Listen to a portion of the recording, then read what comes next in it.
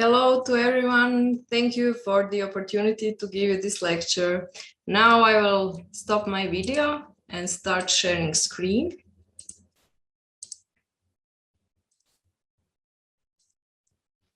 I hope everything is set. So, when Mia invited us to prepare this lecture, she asked us to talk about the process of making the Pazdigrad school and all the consequences it had for the local community. For us, story has started 12 years ago with the competition for the school and the kindergarten in the Pazdigrad neighborhood. But for those who lived there, this story began much earlier. At the time when the competition was launched, they had already been waiting for the school several years.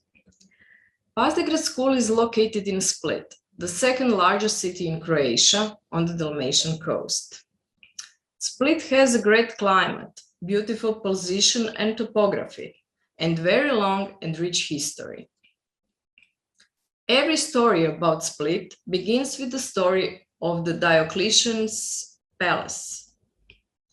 This home for the retired Roman emperor gradually evolved, and so the house for one has become a city of many. But the Pazdigrad school is not close to the palace, nor to this beautiful bay. It is located far to the east, in an area that for many residents of Split isn't even a proper city.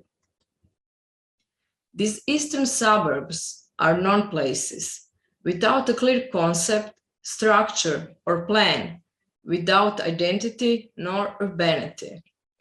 These fragmented residential quarters are not interconnected, and the fast four-lane road is their only link with the rest of the city. They are surrounded by greenhouses, agricultural fields, scattered family houses, and small workshops, awaiting a transition that is slow and random.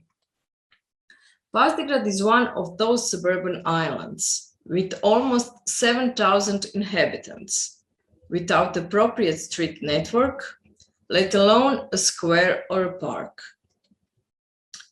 In 2008, Pazdigrad was described as a luxurious neighborhood without perspective.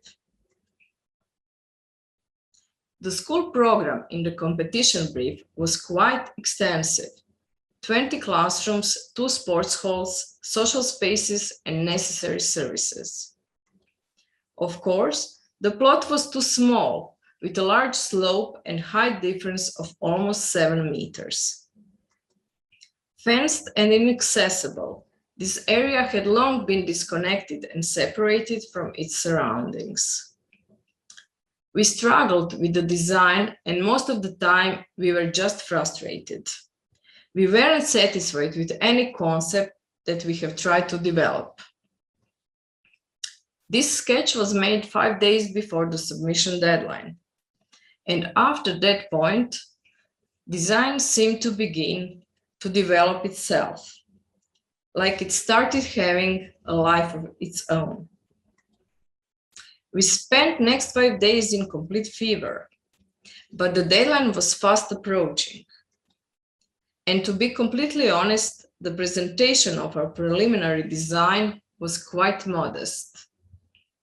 And this conceptual model was the only three-dimensional visualization of our design, abstract and full of ambiguity. From the moment the results were announced, we had the feeling that the world was alone, and that we still had a long journey to justify the trust. Our project obviously needed some concretization. Split is for years known of its high-quality cement production, and the first factory was built more than 150 years ago on a location in Split Center. Cement production meant progress and emancipation for this region. It employed, industrialized, initiated electrification and transport connections, As shown on the map, century and a half of cement production had left traces in the landscape, which gradually disappeared as Split expanded and grew. Less than 6 kilometers from our site, limestone is excavated and cement produced. So for us, the concrete as a central protagonist of our project was an obvious choice. Through the design development, the floor plan layout hadn't changed much, but the overall appearance did. When the fire requirements and excessive insulation were taken into account, the school got its final shape. Exposed structure became our only designing tool. And this shows that it is quite complex, more resembling to the archaeology than to contemporary architecture. The structure has become a determinant of the interior and exterior design. Benches and niches were integrated with the structure, thus becoming permanent and fixed elements in space. We finished detailed design in 2011, in the middle of the recession that followed the global financial crisis, and we waited. The question was when the construction will finally begin and who's gonna do it. After a long period of waiting and tired of empty promises, residents of Pazdigrad became more determined and organized. Children sat in school benches armed with posters. And as the neighborhood hadn't any public space at that time, protesters occupied the streets. Since the local elections were approaching, city authorities could no longer ignore the demands, and the construction of the school began the following spring. Community initiative gained momentum and coherence, and the construction was followed by the Facebook group day after day. As it was a public investment, the contractor was selected at the public tender. With the lowest price offered, a local company with a long tradition got a job. Obtaining this contract was a matter of prestige, as they said.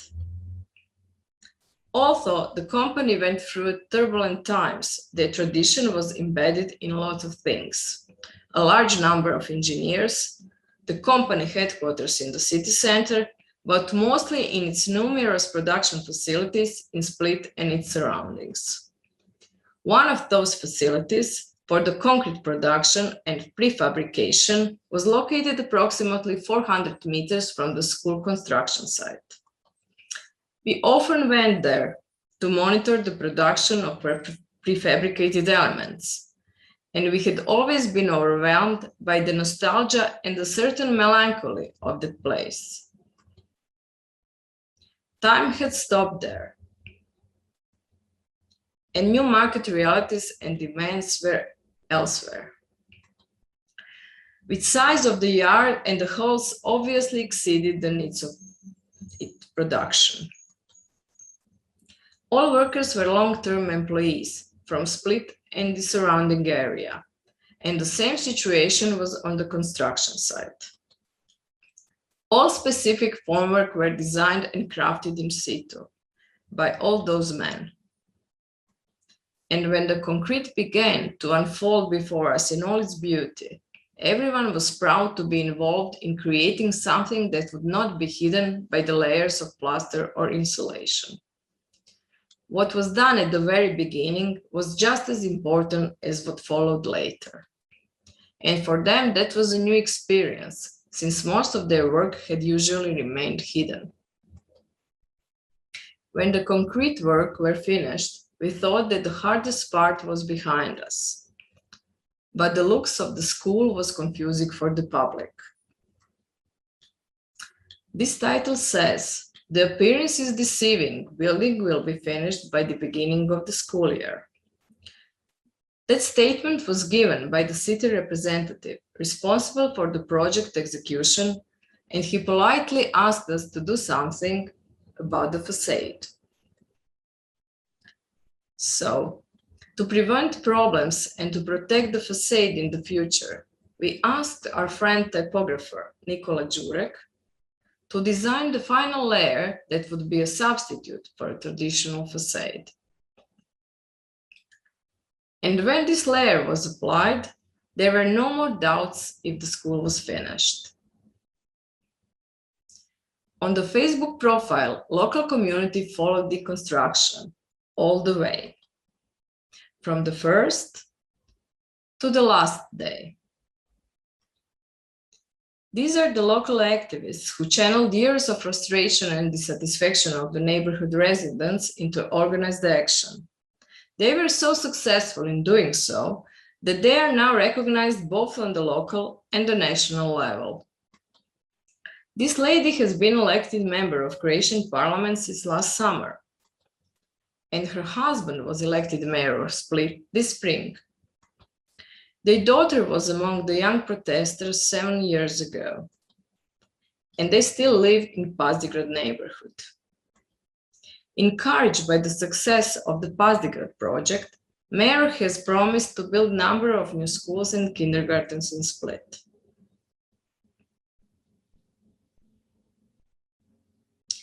But why we do it?